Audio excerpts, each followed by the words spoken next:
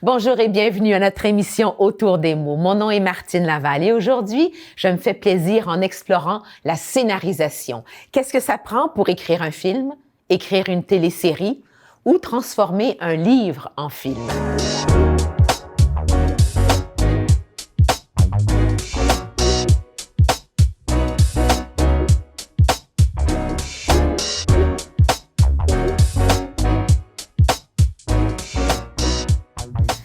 Alors, je vous présente mes invités, Évelyne Gauthier et Pierre Fontaine.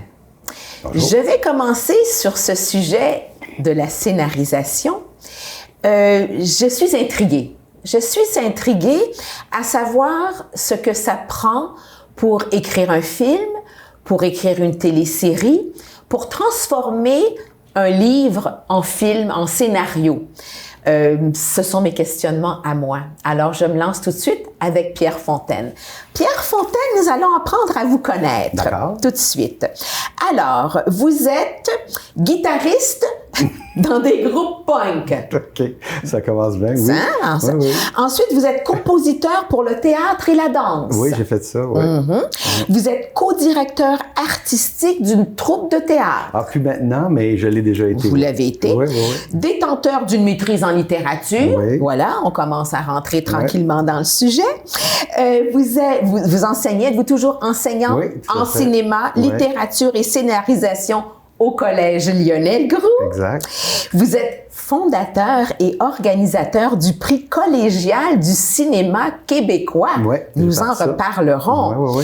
Et vous avez vous-même écrit un scénario parce que vous êtes évidemment diplômé du programme d'écriture de long métrage, genre d'écriture que vous affectionnez particulièrement, et vous avez vous-même écrit un scénario, Get Lost with Max.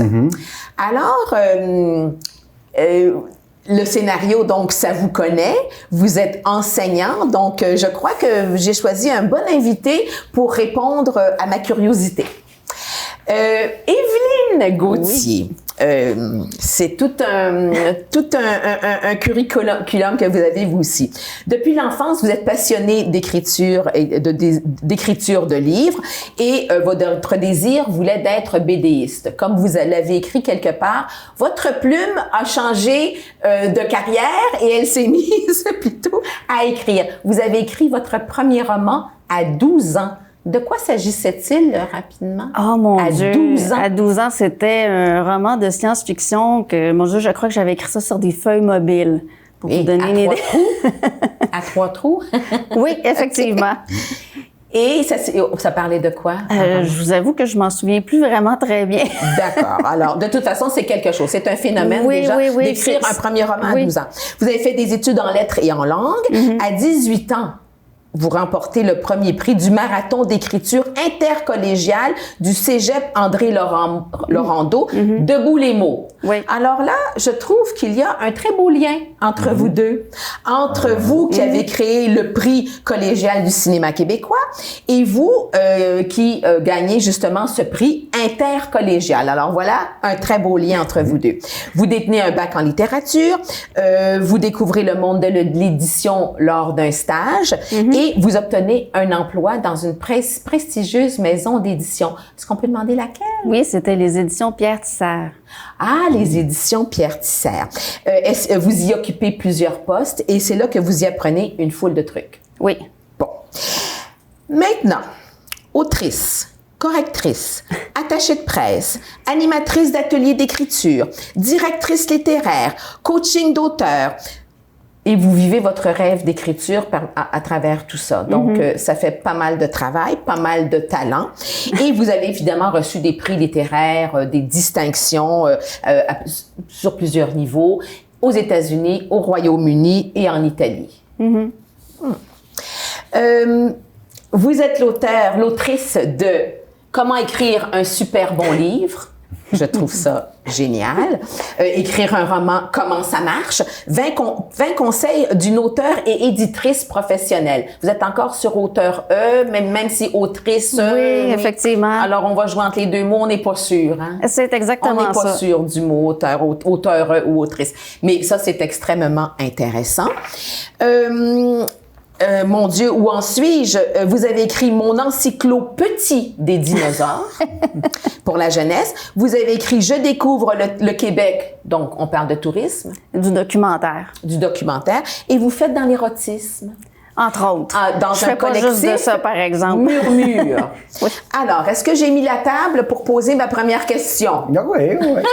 J'ai dû me faire référence à mes notes parce que vous êtes des personnes très prolifiques, très créatives, pleines d'idées, pleines d'imagination. Je n'aurais pu faire sans mes notes. Mais maintenant, la table est mise. Donc, qu'est-ce que ça prend pour écrire un bon scénario? S'il vous plaît, éclairez-moi. Pierre, en tant qu'enseignant, je vous écoute. Diantre. Diantre. C'est un bon scénario. Alors, un bon scénario, ça peut donc être de film, de télésérie ou adapter un livre à l'un ou l'autre, de film ou de télésérie. Ouais. Faut raconter une bonne histoire. Oui, il y a rien de tel que des bonnes histoires. Oui, c'est ça. Alors, un bon scénario, il faut... Qu'est-ce que ça prend pour écrire un bon scénario? Ça prend tellement Êtes-vous plus à l'aise avec la question, Evelyne? Plus ou moins, mais on va se jeter quand même à deux têtes. Pour écrire un bon scénario, ça dépend si tu dis comment tu arrives à passer à travers. Ouais. C'est-à-dire que, généralement, un scénario, c'est autour de 100 pages, 130 pages, qu'on se dit tout entre ça. Et chaque page dans un scénario vaut à peu près 1 minute de film. C'est la règle qu'on se donne. OK. Donc, pour réussir à passer à travers ça, il faut que tu te donnes une routine. Donc, moi, la mienne, c'est d'écrire à tous les jours, me lever matin, avoir vraiment une routine d'écriture, m'asseoir sur une chaise puis écrire tout le temps. Est-ce que ça va donner un bon scénario? Ben, on essaye de le faire le plus possible. À part ça, ben, il faut absolument, à mon avis, moi, mon expérience, c'est que c'est pas toi qui portes le sujet, c'est le sujet qui doit être raconté. Faut qu'il soit... le scénario que je travaille, moi, c'est sur le choc post-traumatique sur les soldats, un choc post-traumatique. Mais pour moi, c'est pas eux qui m'intéressent, elles, autant que les enfants, les effets que ça fait sur les enfants, leurs enfants. Et bon, ça fait quand même 8 ans que je travaille sur ce scénario-là avec une productrice, et on a déposé à Sodec et tout ça. Et beaucoup de monde me demande, mais comment ça se fait que tu lâches pas? T'es pas tanné après tout ce temps-là? Puis je fais comme, non. Puis à chaque fois que je rentre dedans, je fais comme, non, parce que il faut la raconter, cette histoire-là. C'est un scénario de film ou de télésérie? Moi, je fais du long métrage. Je fais pas de télésérie. Du long métrage. Ouais. Alors, pas de télésérie, du long métrage, c'est un film. Mais c'est ça. D'environ combien de temps? En général, c'est 1h30, 2 heures, un film. Évidemment, on peut déborder, mais en moyenne, c'est à peu près ça. C'est ça. C'est ça? C'est ce qu'on vise. Okay. C'est là, on est plus 1h45, mais bon, ça devrait donner ça. J'aurais peut-être un bon tuyau pour vous, pour les trucs post-traumatiques. On va en revenir. Les blessures transgénérationnelles. Ouais, c'est ça. Je viens d'explorer ça dernièrement. Je suis absolument dedans. Là. Vous êtes dedans, hein? C'est ça, c'est le sweet spot où on est. Là. Oui, alors j'ai exploré la question. J'ai fait des entrevues absolument fabuleuses et c'est un merveilleux sujet que d'aller voir le traumatisme que les gens vivent, que ce soit par la guerre, que ce soit par la maltraitance, la violence, etc. Et ce que ça produit dans les générations qui suivent. Si on pense aussi à je fais ça à travers la littérature autochtone, ça c'était particulier à ce sujet-là, mais évidemment, le post-traumatisme de la guerre ou de l'armée. C'est ça. L'effet ça. Ouf! Ouais. Donc, le sujet, c'est quoi un bon scénario? Il faut avoir un bon sujet. Puis, c'est quoi un bon sujet? Ben là, ça vient d'ici, ça vient de tes intérêts.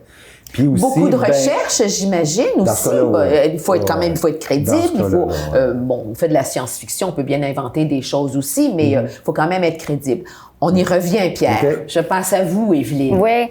Ben, je pense que les règles d'écriture d'une histoire, qu'on écrive du scénario ou du roman, c'est un peu toujours les mêmes. Une histoire, c'est vraiment comme beaucoup d'éléments, tu sais, c'est toutes sortes d'ingrédients. Mais je dirais effectivement, un peu comme Pierre, il faut que ce soit tout d'abord quelque chose chez l'auteur, tu sais, qui vient d'abord le chercher lui-même. Là, qui nous anime. Qui nous anime. Je suis pas certaine. Je crois que c'était peut-être Stephen King qui disait « Une bonne idée est une idée qui ne vous lâche pas ». Donc, je pense que c'est des gens partant, tu sais, un auteur qui est habité par son sujet, par son histoire, par ses personnages, ça a quand même des chances de donner quelque chose de bon. Mais je pense qu'une histoire, ça peut être autant une idée originale, une prémisse qui se démarque, que ça peut être des personnages attachants, que ça peut être des émotions qui vont vraiment accrocher le spectateur. Donc, tu sais, ce qui fait, je pense, un bon scénario, une bonne histoire, ça passe par une foule de facteurs différents. Donc, ça peut autant être vraiment comme la prémisse de départ, que ça peut être les personnages qui viennent vraiment nous chercher, auxquels on s'attache, qu'on veut tellement savoir ce qui va leur arriver, que ça peut être vraiment par des émotions très fortes. Donc, tu sais, je pense que ça peut quand même varier un peu d'un texte à l'autre, bien que c'est souvent les mêmes éléments là, qui reviennent. Souvent, dans un film qu'on voit, qu'on aime, c'est pas mal souvent la même chose, mais ça peut varier quand même. Des fois, on va accrocher plus sur un élément que sur un autre. Avant d'aller à la pause, je vais poser une toute petite question. Quelle est la différence entre écrire un scénario et l'écriture dramatique? Est-ce que c'est la même chose? Parce que lorsqu'on regarde dans des cours à suivre, que ce soit au cégep ou à l'université, je ne sais pas, on parle d'écriture dramatique. Quelle est la différence? Qu'est-ce que c'est l'écriture dramatique? Quand on parle d'écriture dramatique, c'est pour le théâtre. Mm-hmm. C'est pour le théâtre? Oui. Ah oui? Oui. Okay. C'est ça, oui. En dramatique, c'est généralement... Pourtant, Jeannette Bertrand, elle enseignait l'écriture dramatique. Elle n'a jamais écrit de pièce de théâtre? Elle écrivait pour la télé. Jeannette, elle appelle ça l'écriture dramatique, pour écrire des drames peut-être, mais la plupart du temps, en tout cas moi, quand je lis écriture dramatique, si tu lis avec Descrivons du cours, c'est pour le théâtre. OK, c'est pour le théâtre. Bon, OK, ça répond à la question. Une intrigue que j'ai également et que nous allons découvrir donc au retour de la pause, c'est l'incroyable, vous avez abordé le sujet tout à l'heure, créativité que ça prend. Et là, on va tomber dans la télésérie. Moi, je suis subjuguée. Quand c'est une télésérie d'environ 8 épisodes, on se dit, bon, bien, ça fait 8 heures, ça fait comme un grand film, disons. OK. Mais quand ce sont des téléséries de plusieurs saisons, donc qu'on parle, que ce soit des quotidiennes, des 30 minutes, des 1 heure qui vont sur plusieurs saisons, plusieurs années, qu'est-ce que ça prend? J'espère que ça vous intrigue aussi et nous y revenons après la pause.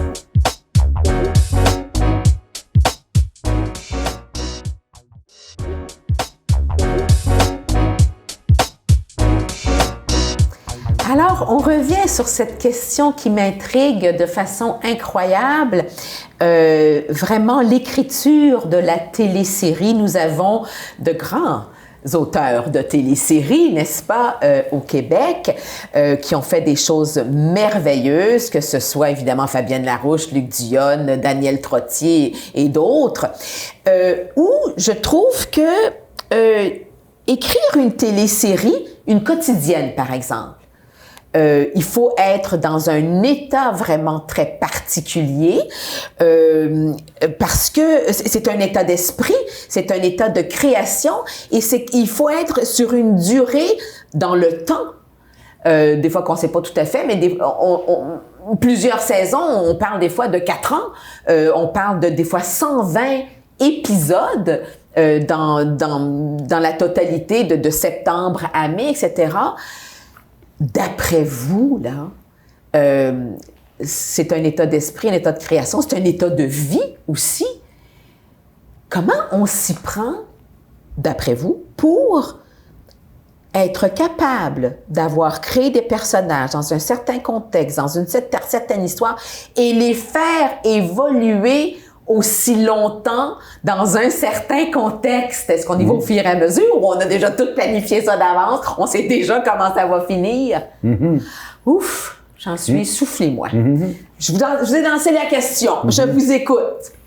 Ben, qu'est-ce que vous pensez? Oui, ben c'est sûr que moi, j'en ai jamais écrit, OK? Mais j'ai quelques amis qui le font. Ouais. Et entre autres parce que j'ai un ami qui fait de la musique, lui, pour beaucoup de séries, tout ce qu'on a nommé, là. Oui. Il en a fait plein. Fait que je suis souvent en relation avec les réalisateurs, tout ça. Puis, ce que ça prend, évidemment du temps. Tu l'as dit, là. Je veux dire, c'est ta vie au complet qui est prise par ça. C'est sûr, organisation à fond la caisse, là. Luc Dionne, il l'a dit, là. Toute sa vie, elle travaille là-dessus. Mais ce qu'il faut faire, c'est une Bible. Oui, avant d'écrire, on le sait, les gens, avant d'écrire le premier scénario, ils se font une première Bible qui fait peut-être 20 pages, qui vont vendre... Un plan, donc. Oui, c'est un plan. Donc, c'est quoi l'objectif? C'est quoi la prémisse? Donc, il y a une structure qui est là. Et là, chaque épisode va avoir son arc dramatique et il faut penser à l'arc dramatique de toute la série. Mettons qu'il y a 13 épisodes au complet. Donc, il faut planifier c'est quoi qui va être l'enjeu principal de tout ça, le truc. Et après ça, dans chacune, il faut qu'il y en ait un. Et dans en plus pour la télévision plus traditionnelle, donc chaque pause construit des petits actes dramatiques. C'est vraiment une structure... Bon, qu'est-ce qu'il me dit, c'est qu'à un moment donné, tu rentres dedans puis c'est plus naturel. T'en manges. Un de mes anciens étudiants qui a écrit, je me souviens plus c'est quelle série. Tu sais, lui, il m'a dit, il a commencé par écrire des scénarios de films puis il a dit, Pierre, une série, c'est tellement plus trippant parce que au lieu d'avoir ça, l'espace que t'as de l'espace pour explorer tes personnages. Tu peux aller loin dans le truc. Et plus tu aimes tes personnages, plus tu les explores, plus que tu as des choses à dire. Ça, c'est la première affaire. Et en plus, pour convaincre un distributeur, donc mettons Radio-Canada, Nouveau, n'importe quoi, il faut que tu aies une possibilité de 3 saisons. Parce que eux autres, on le sait, la télé, la première saison, c'est là que c'est comme tu vas à la pêche, t'accroches. Ouais. C'est la deuxième puis la troisième saison qui sont payantes. Et une saison étant de septembre jusqu'au printemps, n'est-ce pas, aujourd'hui, c'est des 8, des 10, des 13, des 12. Là. C'est rare qu'on fait des 26 ou comme les trucs de 26 minutes. Habituellement, c'est quand même après 13, là, tu as fait le tour. Là, mais ça dépend si c'est des demi-heures ou des heures. Evelyne, vous voyez ça comment, vous, l'écriture de téléséries? Cet état dans lequel il faut se mettre. C'est sûr qu'il faut vraiment voir ça. Tout d'abord, c'est un travail. C'est vraiment ça. C'est un travail à temps plein. C'est pas quelque chose que tu fais comme un hobby. Mais aussi, c'est ça, la télésérie, dans le fond, doit marier, je pense, l'espèce d'aspect de stabilité, entre autres à partir de la fameuse Bible où on a faut toujours garder le même ton, faut toujours garder le même univers, on a les mêmes personnages dont on connaît un peu le cœur de chacun, sa personnalité et tout. Donc, on a comme un élément de stabilité. Donc, le spectateur doit toujours un peu comme s'y retrouver ce qu'il aime, mais en même temps, il faut faire évoluer les personnages, il faut faire évoluer l'univers avec des nouvelles péripéties, des choses qui vont faire en sorte que même si les personnages leur cœur reste le même, ils vont quand même changer, évoluer et s'adapter au fur et à mesure qu'ils vont rencontrer des obstacles, des péripéties. Donc, je pense que évidemment, ça prend beaucoup d'imagination pour avoir toutes ces idées-là. Mais je pense que c'est toujours un peu comme marier l'aspect genre, on garde des aspects pareils, mais il faut que ça change aussi parce qu'on veut pas que le téléspectateur ait l'impression de toujours regarder la même affaire. Ouais. Donc, je pense que c'est un petit peu ça, le mariage entre les deux. Il faut qu'ils se posent des questions. Il faut les garder en suspens à la fin de l'épisode pour qu'ils aient envie de voir le prochain. Ça aussi, c'est tout un talent. Oui, c'est ça. Les cliffhangers qu'ils appellent. Là, les cliffhangers, là, c'est vraiment à la fin de chaque avant la pause, à la fin. Il faut que ça finisse avec, pour que tu aies envie d'écouter l'autre après. Oui. Il faut vraiment que tu aies comme des niveaux d'intrigue, un peu comme c'est ça, l'arc par épisode, mais aussi sur la saison, puis effectivement, quasiment entre chaque acte de chaque épisode. Donc, c'est marier ça aussi, c'est comme la grande histoire avec les petites histoires, avec une espèce de conclusion partielle à chaque épisode, mais jamais complète non plus, là. Quel talent ça prend, quelle imagination, quelle créativité, etc. Attention, une des comédiennes devient enceinte en plein milieu dans le scénario. Quelqu'un tombe malade, ne peut plus jouer. Quelqu'un a tout à coup une obligation de sortir de la série pour quelque raison que ce soit. Aïe aïe. Là, il faut tout recommencer. Enfin, il faut pas tout recommencer, mais je veux dire, il faut changer son fameux plan, sa fameuse Bible. Il faut la changer pour adapter à la suite, de dire, OK, j'ai plus ce personnage-là, ou ce personnage-là, il arrive telle chose, ou... U1, c'est comme il faut se réadapter complètement, là. Et puis, il faut se tourner sur un dissous. Ouais. Ben, ça dépend. Si le personnage, mettons, c'est le comédien ou la comédienne qui part, habituellement, les comédiens, là, c'est du marketing, puis c'est des contrats, là. Oui, il y a ça. Donc, si le comédien part, la comédienne part, puis on garde le même rôle, pour le scénariste, ça n'a aucun effet. Okay.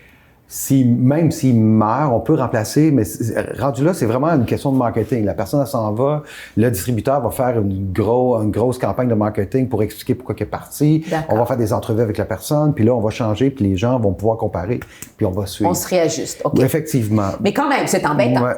Ça change. Plus pour la réalisation. Plus pour le scénariste. Il va continuer à écrire son truc. D'accord. Maintenant, s'il faut faire disparaître un comédien, un personnage, pour diverses raisons, là, ça peut, effectivement, là, ça peut chambouler bien des affaires. Alors là, on a parlé donc d'un scénario de film tout à fait inventé. On a parlé d'une télésérie. Ce que ça prend, c'est vraiment... c'est un art, c'est un grand art, en tout cas à mon sens, à moi.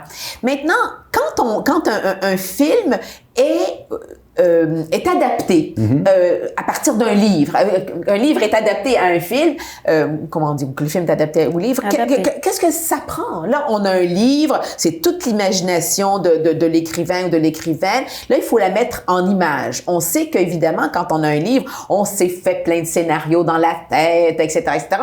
Mais là, c'est différent quand on tombe là-dedans. Comment est-ce qu'on transforme l'écriture d'un livre en scénario de film ou de télésérie? Ça prend quand même une adaptation, non? Oui, tout à fait. Tout à fait, hein? Bien, c'est sûr que le livre, ce qu'on a, c'est des mots. C'est vraiment des mots sous les yeux.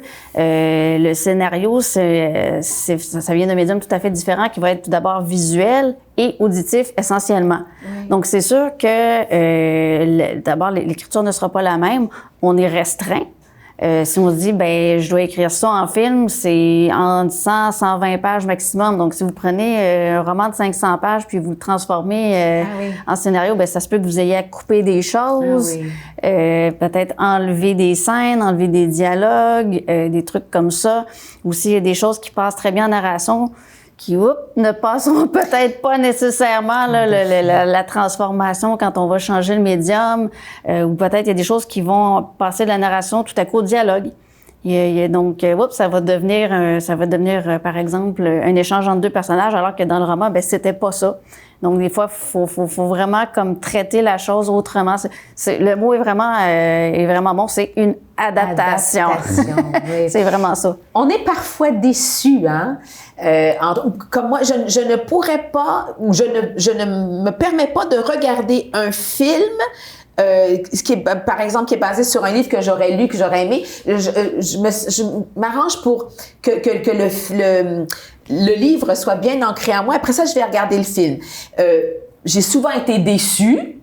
Puis des fois, je me dis, c'est vraiment autre chose. Et c'est souvent ce qui arrive, parce que là, je comprends mieux. Parce que, évidemment, si de 500 mots, on le met en 120 pages, de 500 pages, on le met en 120 pages, évidemment, il faut couper beaucoup. Ça peut être décevant. La personne, si elle était rousse puis qu'elle est blonde dans le livre, là, on se retrouve pas, ou vice-versa. Ça m'est arrivé de regarder un film et de vouloir lire le livre. Ça, j'ai pas été capable de faire. J'avais tellement d'images dans ma tête que je me dis, non, mais c'est plus ça, puis ça me mélangeait. Puis finalement, je me dis, je préfère oublier l'un ou l'autre, puis j'y reviendrai quand j'aurai une nouvelle tête, finalement. C'est pour ça que c'est plus fun, dans le fond, d'adapter une plaquette de 30 pages puis en faire un film de 2 heures. Genre comme The Arrival, là, le film de Villeneuve, c'est une petite nouvelle de 30 pages. Puis il a fait un gros film avec. Fait que là, tu as l'espace pour travailler là-dessus. Mais tu sais, adapter, je veux dire, c'est fait comme 100 ans qu'ils doivent dire ça, mais mettons 50, là, adapter, c'est trahir. C'est sûr. Adapter, c'est trahir. Adapter, c'est trahir. Tu peux pas respecter complètement. Non, bien sûr. Puis on sait que tous les humains, mettons, je te dis, OK,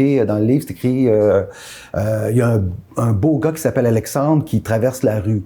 Fait que toi, dans ta tête, beau gars qui s'appelle Alexandre, tu dis, tu te fais un Alexandre idéal, tu sais. Là, tu le vois. Mais là, le réalisateur ou la réalisatrice, elle, c'est un autre Alexandre que toi. Fait que c'est sûr qu'après ça, tu fais, ouais, mon Alexandre, il était comme plus de même, tu sais, là.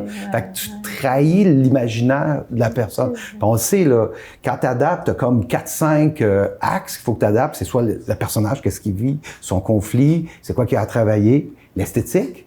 L'esthétique du livre, est-ce que tu vas respecter ça?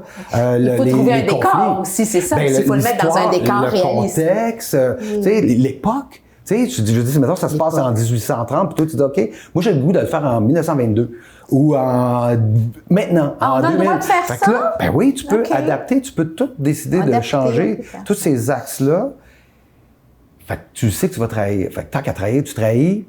Puis là, ben c'est là que l'équipe, parce que on dit, il faut pas oublier, hein, un film, c'est pas juste un scénariste, c'est un trip de gang. T'as vraiment le triangle central, t'as le scénariste, le réalisateur ou la réalisatrice, et le producteur ou la productrice. Puis c'est les trois qui décident tout, tu sais. Ça se fait ensemble. C'est pour ça, j'imagine qu'on achète les droits de l'auteur pour se détacher, avoir la liberté de pouvoir adapter le film comme on veut, que l'auteur ou l'autrice soit déçu ou non. Dans le fond, c'est ça. Ben, ça se fait généralement avec l'auteur. Il y a le droit de regard. Il y a le droit de regard. Là, puis bon, il y a le droit de regard, mais si le producteur dit, moi, je veux ça comme ça, puis c'est moi qui paye, donc c'est ce qui se passe. Il va avoir des droits d'auteur. Fait que souvent, quand ils voient les droits d'auteur, ils font comme, right, j'aime ça. OK, finalement, c'est pas bon, j'aurais aimé ça Brad Pitt, mais c'est correct, je vais l'accepter. OK, parce qu'évidemment, il a des droits d'auteur sur l'adaptation du film qui va sortir. Donc, dans le fond, il fait d'une pierre deux coups, c'est pas si mal. Ça ajoute un petit peu, disons, à ses droits d'auteur de livres.